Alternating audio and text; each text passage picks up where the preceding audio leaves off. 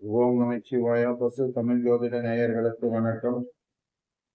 ஜோதிட தகவல் பகுதியில் கெப்பாசிட்டர் முறை.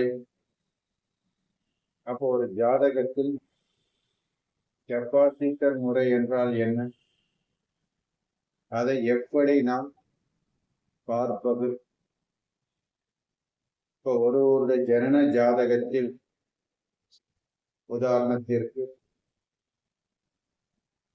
மகரத்தில் குரு இருந்தால் நேசம், அப்ப இந்த ஜாதகருக்கு குரு கெட்டு போய்விட்டது என்று முடிவு செய்துவிடக் கூடாது.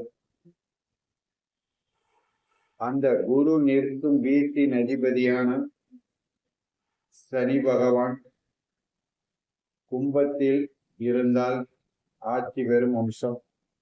அதே சனி பகவான் துலாத்தில் இருந்தால் உச்சம் பெறக்கூடிய அம்சம். அப்போ அந்த சனி பகவான் இந்த இரண்டு வீட்டில் ஏதாவது ஒரு வீட்டில் இருந்தால் குருவுக்கு நிச்சயம் பலன் உண்டு.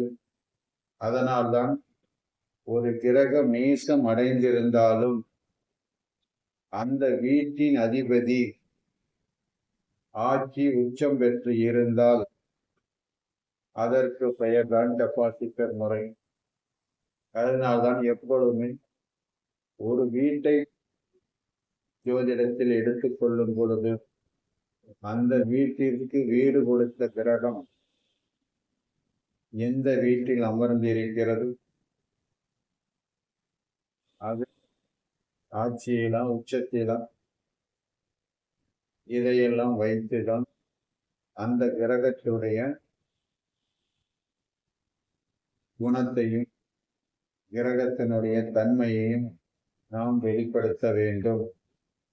என் இனிய பசு தமிழ் ஜோதிட நேயர்களே, என்னுடைய சேனலை சப்ஸ்கிரைப் செய்து கொண்டு பார்க்கவும். மீண்டும் உங்களை நல்லதொரு பதிவில் சந்திக்கிறேன். நன்றி.